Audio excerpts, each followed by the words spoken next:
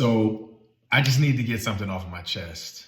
We talk about the draft, we talk about free agency, we talk about the current roster, guys coming back, new guys, et cetera, et cetera. I just have something that's been irking me, and it's been irking me for the last several seasons. And I think it's time to finally address it, and hopefully it changes some behaviors. What I'm talking about is the people who are constantly on Michael Thomas and others, but specifically Michael Thomas, about the fact that he's been injured the last several years and hasn't been able to be out there on the field.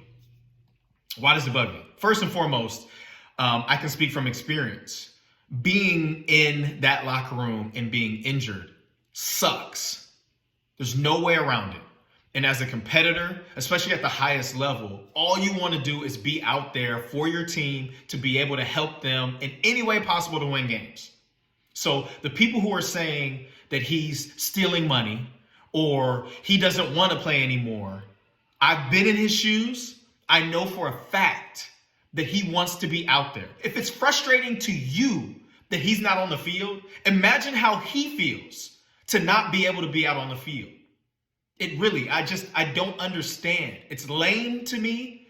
It sucks as a player to look and see the fans that I love so much talking bad about somebody who's been so great for the organization. Come on, man. We're better than that. It's like, seriously, like, you need to find a hobby. You need to go do something instead of talking down or talking bad about a guy that has been so good for so long. I understand. What have you done for me lately? But injuries happen. A lot of times they're unavoidable.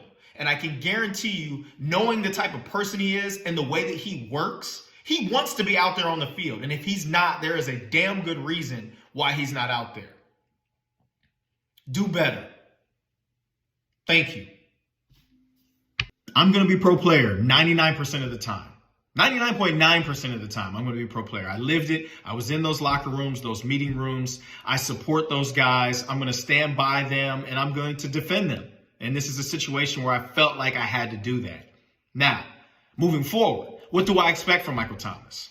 I expect hard work. I expect dedication. I expect him to do everything in his power to get right so that he's able to go out there and be on the field. And once he's on the field, I expect him to be productive. I expect him to be a guy that's helping us win football games. What does that look like? I can't tell you today. I don't know. We haven't had any practices. We haven't gotten to training camp and preseason and stuff like that. But I do know that the guy works his tail off to try to give himself a chance to be out there on the field.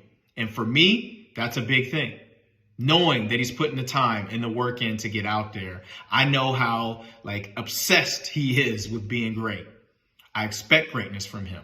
That greatness might look different than it did in 2019. But you know what? That's okay.